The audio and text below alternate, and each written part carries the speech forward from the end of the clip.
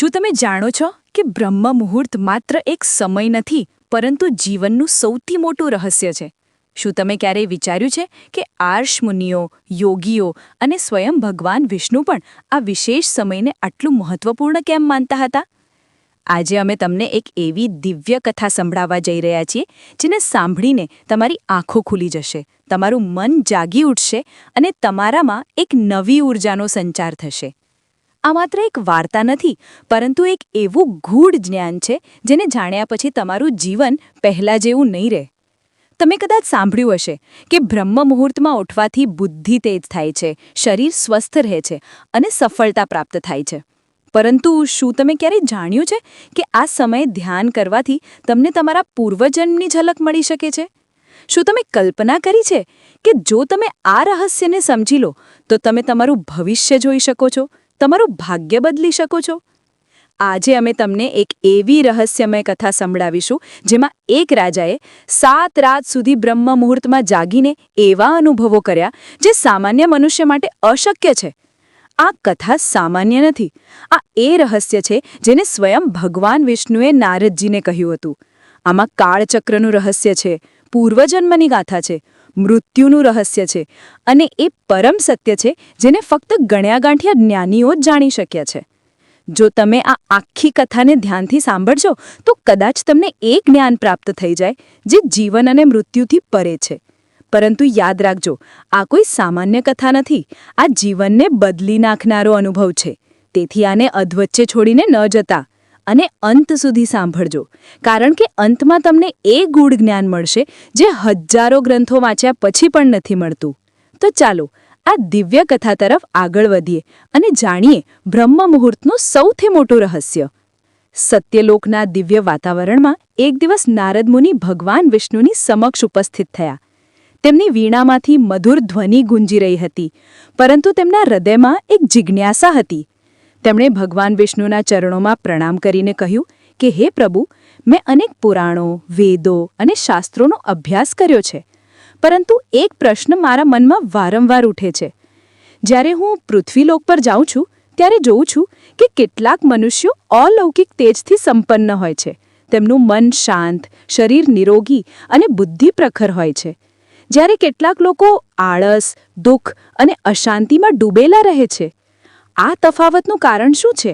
શું આનો સંબંધ જાગવાના સમય સાથે છે?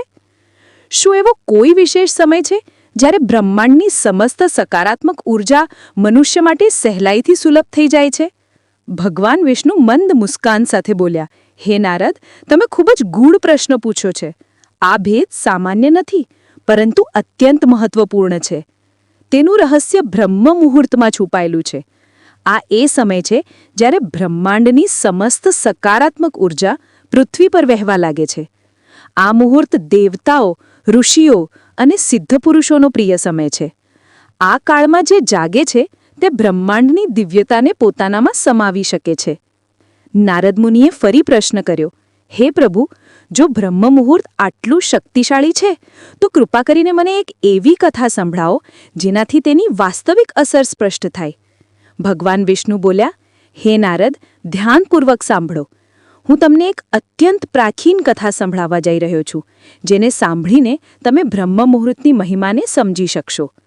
આ એક એવા રાજાની કથા છે જેણે બ્રહ્મ મુહૂર્તના પ્રભાવથી જીવન મૃત્યુના બંધનોને પાર કરી લીધું. ઘણા સમય પહેલાંની વાત છે. પૃથ્વીલોક ઉપર સૌમ્યનગર નામનું એક સમૃદ્ધ રાજ્ય હતું.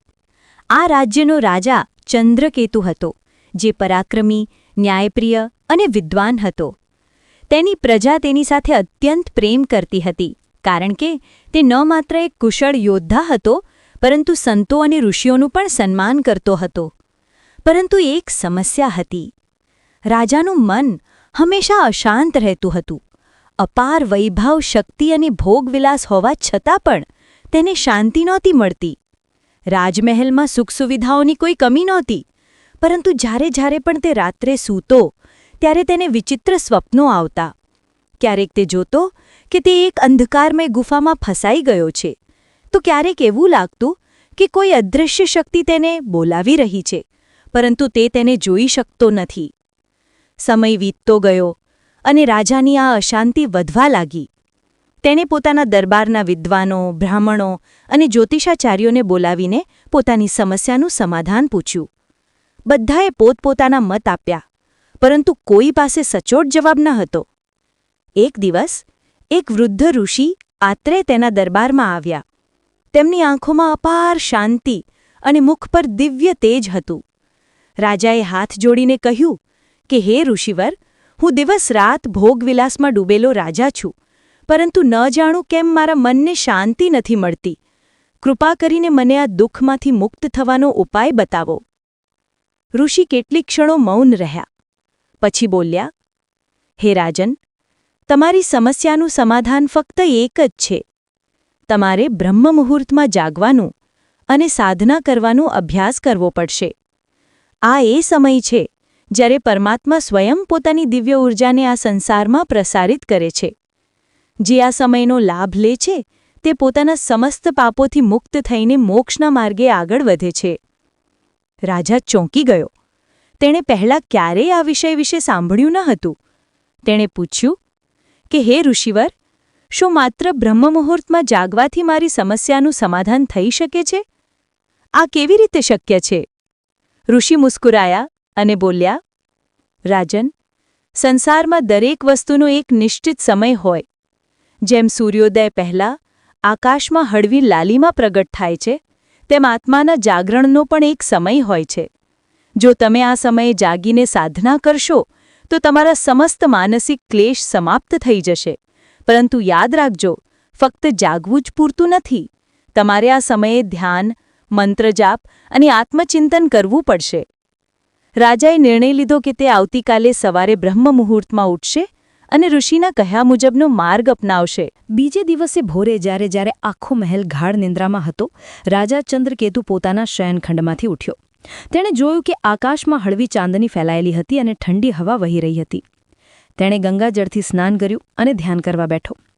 પહેલાં થોડી મિનિટો સુધી તેનું મન ઇધર-ઉધર ભટકતું રહ્યું. ક્યારેક તેણે રાજ્યની ચિંતાઓ સતાવવા લાગી તો ક્યારેક નિંદ્રાનો પ્રભાવ હાવી થઈ ગયો. પરંતુ તે હાર માનનારાઓમાંથી ન હતો. તેણે ઋષિ આત્રેય દ્વારા કહેલો એક વિશેષ મંત્રનો જાપ કર્યો. ઓમ નમો ભગવતે વાસુદેવાય નમઃ. થોડી જ ક્ષણોમાં તેણે પોતાનામાં એક દિવ્ય શાંતિનો અનુભવ થવા લાગ્યો. જેમ જેમ તે મંત્રનો જાપ કરતો ગયો તેમ તેમ તેનું ચિત્ત સ્થિર થવા લાગ્યું. જ્યારે તે ધ્યાનમાંથી ઉઠ્યો તો તેણે અનુભવ્યું કે તેનું મન પહેલાં કરતાં વધુ હળવું અને શાંત હતું. એવું લાગતું હતું જાણે કોઈ અદૃશ્ય શક્તિ તેને સ્નેહપૂર્વક આલિંગન આપી રહી હોય. રાજા અત્યંત પ્રસન્ન થયો અને બીજે દિવસે ફરીથી બ્રહ્મ મુહૂર્તમાં જાગવાનો સંકલ્પ લીધો.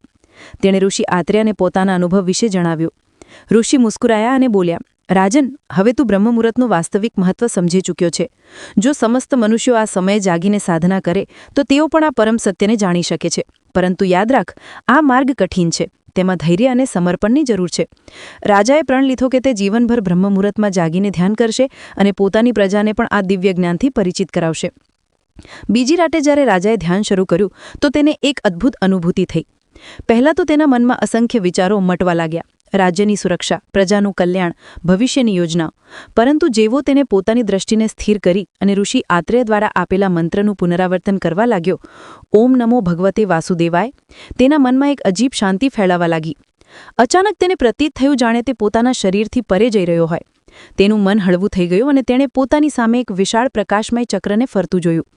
આ ચક્ર નિરંતર ગતિમાન હતું, ક્યારેક ઝડપથી, ક્યારેક ધીમે. તે જ સમયે તેને એક દિવ્ય સ્વર સંભળાયો, હે રાજન, આજે તું જોઈ રહ્યો છે તે કાળચક્ર છે. બ્રહ્મ મુહૂર્તમાં ધ્યાન કરવાથી સાધકને કાળનો બોધ થવા લાગે છે. આ એ જ કાળ છે જે જન્મ, મરણ અને પુનર્જન્મના બંધનોને નિર્ધારિત કરે છે. જો તું આ સાધનાને 7 દિવસ સુધી નિરંતર ચાલુ રાખીશ તો તને કાળના રહસ્યોની અનુભૂતિ થશે. રાજા ચોંકીને ધ્યાનમાંથી બહાર આવી ગયો. તેના શ્વાસ ઝડપથી ચાલી રહ્યા હતા, પરંતુ મન અત્યંત હળવું હતું. આ એક વિલક્ષણ અનુભવ હતો જેને તેણે પહેલાં ક્યારેય અનુભવ્યો નહોતો. ત્રીજી રાતે જ્યારે રાજા ધ્યાનમાં બેઠો તો આ વખતે તે સહેલાઈથી સમાધિમાં ચાલ્યો ગયો. થોડી જ ક્ષણોમાં તેણે પોતાને કોઈ બીજા સ્થળે જોયો. તે મહેલમાં ઊભો હતો, પરંતુ આ તેનો પોતાનો મહેલ નહોતો. ચારે બાજુ દિવ્ય વસ્ત્રોથી સુસજ્જિત લોકો ઊભા હતા. તેઓ તેને રાજા તરીકે સંબોધી રહ્યા હતા, પરંતુ આ સૌમ્ય નગર ન હતું. ત્યારે એક વૃદ્ધ બ્રાહ્મણ તેની સામે આવ્યો અને બોલ્યો, રાજન, શું તું તારા પૂર્વજન્મને ઓળખે છે? રાજા ચંદ્રકેતુ સ્તબ્ધ થઈ ગયો. તેણે ચારે બાજુ જોયું અને તેને આભાસ થયો કે આ કોઈ બીજો સમય છે, કોઈ બીજો જન્મ. તે જ સમયે દિવ્ય સ્વર ફરી ગુંજ્યો. બ્રહ્મ મુહૂર્તમાં સાધના કરવાથી મનુષ્યને તેના પૂર્વજન્મની સ્મૃતિ પ્રાપ્ત થઈ શકે છે. જે સાધક આ મુહૂર્તમાં જાગીને ધ્યાન કરે છે તે જીવનના રહસ્યોને જાણવામાં સમર્થ બની જાય છે. રાજાનું આખું શરીર રોમાંચિત થઈ ગયું. જ્યારે તે ધ્યાનમાંથી બહાર આવ્યો તો તેની આંખો આશ્ચર્યથી ભરેલી હતી. શું ખરેખર બ્રહ્મ મુહૂર્ત આટલું શક્તિશાળી છે કે તે મનુષ્યને તેના જન્મોનું રહસ્ય પ્રગટ કરી શકે છે? તેને આગલા દિવસની સાધનામાં શું અનુભવ થશે તે જાણવાની તીવ્ર ઈચ્છા થઈ. ચોથી રાતે જેવો રાજા ધ્યાન શરૂ કર્યું તેને પોતાના હૃદયમાં એક દિવ્ય પ્રકાશનો અનુભવ થયો. આ પ્રકાશ અત્યંત કોમળ પરંતુ અસીમ ઊર્જાથી ભરેલું હતું. તે જ સમયે ગુંજતો સ્વર સંભળાયો. હે રાજન, આ પ્રકાશ તારી આત્માનું વાસ્તવિક સ્વરૂપ છે. મનુષ્ય પોતાના શરીરને જ સત્ય માની લે છે, પરંતુ આત્મા જ તેનું વાસ્તવિક અસ્તિત્વ છે. બ્રહ્મ મુહૂર્તમાં સાધના કરવાથી આત્માનો બોધ થાય છે. રાજાનું આખું શરીર શ્રદ્ધાથી ભરાઈ ગયું. તેણે ક્યારેય નહોતું વિચાર્યું કે આત્માનો બોધ આટલી સ્પષ્ટતાથી શક્ય થઈ શકે છે. 5મી રાતે રાજા ધ્યાનમાં બેસતા જ કોઈ બીજા સ્થળે પહોંચી ગયો. ત્યાં તેણે પોતાનું જ નગર જોયું, પરંતુ આ નગર વર્તમાનથી ભિન્ન હતું. નગરના દ્વાર પર એક વિશાળ સેના ઊભી હતી. સૈનિકો શસ્ત્રો અસ્ત્રોથી સુસજ્જિત હતા અને આક્રમણની તૈયારી કરી રહ્યા હતા. રાજા ભયભીત થઈ ગયો. આ શું થઈ રહ્યું છે? આ દ્રશ્ય મારા નગરનું છે, પરંતુ આ સમય તો હજી આવ્યો નથી. ત્યારે એક દિવ્ય ઉત્તર મળ્યો. હે રાજન, બ્રહ્મ મુહૂર્તમાં ધ્યાન કરવાથી મનુષ્યને ભવિષ્યના સંકેતો પ્રાપ્ત થાય છે. જો તું આ સાધનાને ચાલુ રાખીશ તો તું આવનારા સમયની ઘટનાઓને પહેલાં જ જોઈ શકીશ અને યોગ્ય નિર્ણય લઈ શકીશ. રાજા સ્તબ્ધ થઈ ગયો. શું આ ભવિષ્યનો સંકેત હતો? 6ઠ્ઠી રાતે ધ્યાનની મધ્યમાં રાજા એક અંધકારમય ગુફા જોઈ. ગુફાની અંદર તે પોતે ઊભો હતો અને તેની સામે યમદૂતો ઉપસ્થિત હતા. હે રાજન, જો તું મૃત્યુ કેવું હોય છે. મનુષ્ય તેને એક અંત માને છે, પરંતુ આ એક નવી શરૂઆત છે. જે સાધક બ્રહ્મ મુહૂર્તમાં ધ્યાન કરે છે તે મૃત્યુના ભયથી મુક્ત થઈ જાય છે. રાજાએ જોયું કે કેવી રીતે આત્મા શરીર છોડીને એક દિવ્ય લોકમાં પ્રવેશ કરી રહી હતી. આ એક રહસ્યમય અનુભવ હતો. 7મી રાતે જ્યારે રાજા ધ્યાનમાં બેઠો તો તેણે એક વિશાળ આકાશીય મંડળ જોયું.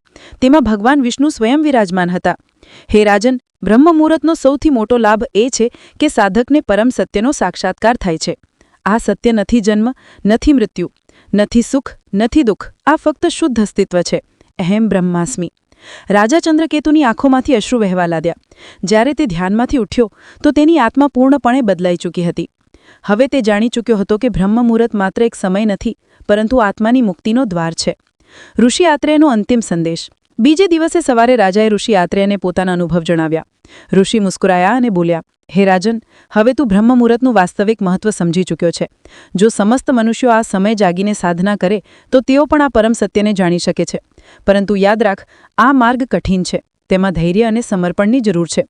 રાજાએ પ્રણ લીધો કે તે જીવનભર બ્રહ્મ મુહૂર્તમાં જાગીને ધ્યાન કરશે અને પોતાની પ્રજાને પણ આ દિવ્ય જ્ઞાનથી પરિચિત કરાવશે. આ કથા આપણને શીખવે છે કે બ્રહ્મ મુહૂર્તમાં સાધના કરવાથી મનની શાંતિ પ્રાપ્ત થાય છે, કાળચક્ર અને પૂર્વજન્મનું જ્ઞાન થાય છે, આત્માનો બોધ થાય છે, ભવિષ્યના સંકેતો મળે છે, મૃત્યુનો ભય સમાપ્ત થાય છે અને પરમ સત્યનો સાક્ષાત્કાર થાય છે. જે આ રહસ્યને સમજે છે તે જીવન મૃત્યુના બંધનમાંથી મુક્ત થઈને મોક્ષના માર્ગે આગળ વધે છે. તો મિત્રો, આ હતી બ્રહ્મ મુહૂર્તની એ રહસ્યમય કથા જેને જાણીને રાજા ચંદ્રકેતુનું જીવન બદલાઈ ગયું. શું તમે અનુભવ્યું કે આ માત્ર એક વાર્તા નહોતી, પરંતુ એક દિવ્ય જ્ઞાન હતું જે તમારું જીવન પણ બદલી શકે છે? હવે તમે જાણી ચૂક્યા છો કે બ્રહ્મ મુહૂર્ત માત્ર એક સમય નથી, પરંતુ આત્માની જાગૃતિની ક્ષણ છે. આ એ પળ છે જ્યારે તમે તમારામાં છુપાયેલા રહસ્યોને જાણી શકો છો, તમારા પૂર્વજન્મની ઝલક મેળવી શકો છો અને ભવિષ્યની ઝાંખી કરી શકો છો. આ સમય ફક્ત યોગીઓ અને સંન્યાસીઓ માટે નથી, પરંતુ દરેક એવા વ્યક્તિ માટે છે જે પોતાના જીવનમાં ઉન્નતિ, શાંતિ અને સફળતા ઈચ્છે છે. પરંતુ મિત્રો, આ જ્ઞાન ત્યારે જ પ્રભાવશાળી બનશે જ્યારે તમે તેને તમારા જીવનમાં અપનાવશો. ફક્ત સાંભળી લેવાથી કશું નહીં થાય. શું તમે તૈયાર છો? શું તમે પ્રતિજ્ઞા લો છો કે કાલથી નહીં, પરંતુ હમણાંથી તમે બ્રહ્મ મુહૂર્તમાં ઉઠીને આ સાધનાને અપનાવશો?